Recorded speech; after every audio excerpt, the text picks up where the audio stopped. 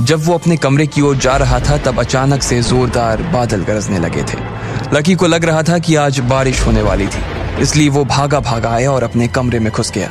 पलंग पर लेटकर वो अभी भी डिम्पल को ही याद कर रहा था। एक बार फिर से बात करके देखूं क्या, उसने अपने आप से कहा। और इससे पहले कि वो आगे कुछ सोच पाता, उसने अपना फोन निकाला और डिम्पल को फोन मिलाने लगा। जैसे ही वो नंबर डायल करने वाला था तभी उसका फोन बज उठा। किसी अनजान नंबर से फोन था। लकी ने पहचानने की कोशिश की लेकिन नंबर पहचान में नहीं आ रहा था। वो बिस्तर से उठा और उसने फोन उठाकर बोला, हेलो। लकी बाबा, मैं काशीनाथ बोल रहा हूँ। आपको डिस्टर्ब तो नहीं किया? नहीं काशीनाथ जी, कहिए क्या बात है। और ये नंबर किसका है?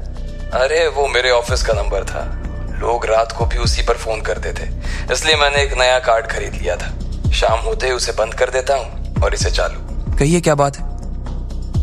लकी बाबा, रुस्तम डांगी का फोन आया था। रुस्तम ने कहा है कि वो आपसे मिलना चाहता है। मुझसे क्यों मिलना चाहते हैं? वो क्या है ना कि उसे पता नहीं था कि आप यहीं पर हैं, तो वो एक बार बस आपसे मिलकर आपको देखना चाहता है। और अगर आपको किसी भी चीज की जरूरत हो तो आप उसे बता सकते हैं। दिल्ली में उसका अच्छा खासा रॉब चलता है। ठीक है, मैं मिल लूंगा उनसे।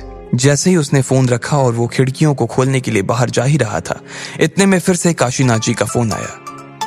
हेलो लकी बाबा, रुस्तम कह रहा था कि वो गोल्डन मेंशन होटल में कल लंच के लिए जाने वाला है, तो आप भी लंच के लिए उसके साथ जा पाएंगे या मैं जगह बदलवा दूं? नहीं, कोई दिक्कत नहीं है। उससे कहना कि मैं 1 बजे के आसपास वहां पहुंच जाऊंगा, लकी ने कहा। उसके बाद उसने फोन रखा और सारे खिड़की दरवाजे खोलकर अपने पलंग पर लेट गया। जैसे ही वो अपने बिस्तर पर आया, डिम्पल की यादों ने फिर से उसे घेर लिया था। लकी को कब नींद आ गई उसे पता नहीं चला। जब थोड़ी देर बाद उसे कमरे में किसी के आने की आवाजें सुनाई दी, तब उसकी नींद खुली और उसने देखा कि अमित, प्रीतम और गर्वित वापस आ गए थे। यार, ये प्रशांत एक नंबर का गधा आदमी निकला यार। खाना खाने के बाद उसे गाना गाने की क्या जरूरत थी? हाँ, और लाड साहब यहाँ तक भी नहीं माने। भाई, पता है कि जब बारिश हो रही है तो मत जाओ ना। हाँ ठीक है, अब और कितनी गालियां दोगे उसे? पूरे रास्ते इतनी गालियां दी, पेट नहीं भरा। उधर देखो, लकी सो रहा है, इसलिए उसे परेशान मत करो। अगले दिन जब सुबह हुई तो आसमान काफी साफ नजर आ रहा था। दूसरी और तीसरी क्लास के ब्रेक के बीच जब लकी ने थोड़ी देर सुस्ताने के लिए अपना सिर बेंच पर टिकाया ही था कि अमित भागा भागा उसकी क्लास में घुसा और लकी को झटकते हुए उठाते हुए बोला, लकी, कोयल के साथ गड़बड़ हो गई। अच्छा, अब क्या हो गया उसके साथ? पास बैठे ही गर्वित ने कहा, भाई, कोयल कल रात को बाइक से गिर गई। लेकिन वो गिरी कैसे? अबे यार, कल रात को बहुत तेज बारिश हो रही थी। अब वो और प्रशांत जोश जोश में बाइक पर दिल्ली नापने निकल गए। बस थोड़ी देर में उनकी बाइक कहीं पर फिसली और मैडम गिर गई। मैं अभी मैदान के आउटर एरिया में प्रैक्टिस कर रहा था तो रोशनी का फोन आया। उसने बताया कि प्रशांत कल रात को कोयल को अपने साथ बाइक पर ले गया था और दोनों गिर पड़े। फिर कोयल को अस्पताल ले गए। रोशनी और बाकी लोग भी सुबह सुबह जल्दी उससे मिलने के लिए अस्पताल पहुंच गए और उसने कहा कि हमें भी उससे मिलने के लिए आना चाहिए। प्रीतम और गर्वित एक दूसरे की शक्ल देखने लगे। कल उसने लकी के साथ जिस तरह का व्यवहार किया था और वो जिस तरह से प्रशांत के सामने बन रही थी, उसके बाद उन दोनों ने कसम खा ली थी कि वो अब कोयल की कभी शक्ल नहीं देखेंगे। लेकिन इससे पहले कि वो अमित को ना कर पाते, अमित अपनी जगह से खड़ा हुआ और उन दोनों के कंधे पर हाथ रखते हुए बोला, चलो हम लोग भी उसकी खबर लेकर आते हैं। भाई, आखिर उसने हमें कल ट्रीट दी थी यार। भले ही उसकी जुबान कैसी भी हो, लेकिन उसका मन अच्छा है। अच्छा चलो भाई, अब नमक खाया है तो फर्ज भी अता करना ही पड़ेगा, प्रीतम ने कहा और अपनी बेंच पर से उठ गया।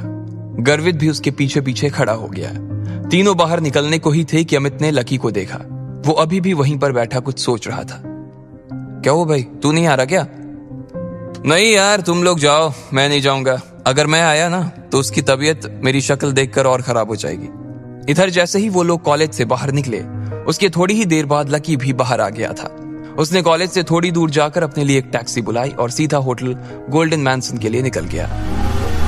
जैसे ही लकी गाड़ी से उतरकर होटल में गया तो उसने देखा कि वहां ढेर सारी गाड़ियां खड़ी थी। वो बिना इधर उधर की चकाचौंध पर ध्यान दिए सीधा लिफ्ट की ओर चला गया। उसने अपना फोन निकाला और देखा उसमें लिखा था कि उसे कमरा नंबर 888 में जाना था। लकी ने फिर से अपना फोन जेब में रखा और जैसे ही वो लिफ्ट का दरवाजा बंद करने के लिए बटन दबाने ही वाला था कि उसने देखा कि एक सुंदर सी लड़की उसकी दिशा में बढ़ती चली आ रही थी। वो उसे हाथ से लिफ्ट को रोकने का इशारा भी कर रही थी।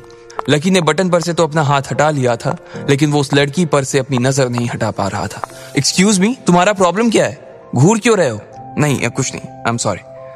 लकी ने अपनी नजर नीचे करते हुए कहा। उसकी सांसें तेजी से ऊपर नीचे होने लगी थी और अचानक ही उसे एहसास हुआ कि उसकी नाक में से खून बहना शुरू हो गया था। लकी ने जोर से सांस खींची और अपना सिर ऊपर की ओर उठा लिया।